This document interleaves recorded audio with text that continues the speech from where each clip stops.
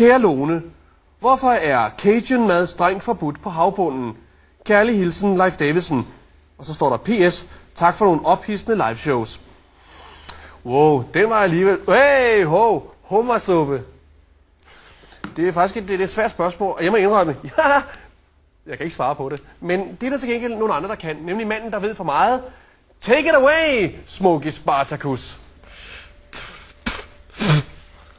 Så er det nok... I skal ikke fortvivle med det der Cajun-mad. Hvis I bare... hvis I kan bruge nogle poser eller noget med det her hernede, så har jeg har 1100 kiks med smag hernede. Som I kan kramme ned i posen. Altså ved jeg det ikke. Hvad er kvadratroden af 1000? Kan det være noget med Horsens eller med Tinde eller sådan noget? Ellers så ved jeg det ikke. Jeg tror ikke, jeg ved det så.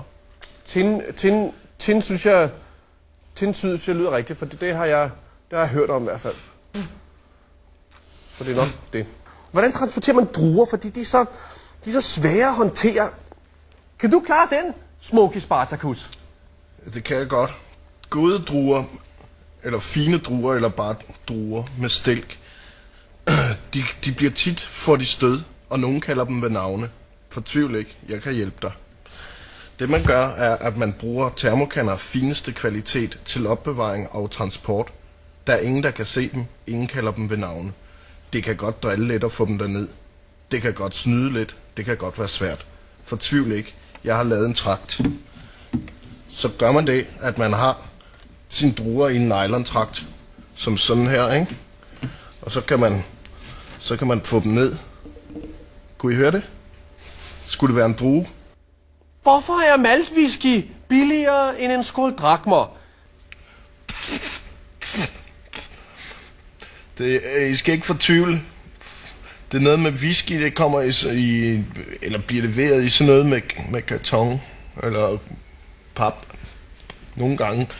Kunne I tænke jer at se, hvad jeg har hernede? Prøv at kigge. Superglut, gode briketter med smag. Jeg har 1100 af dem. Ved I, hvordan det er at være mig nogle gange? Prøv at kigge. Sådan her. Lige sådan her er det.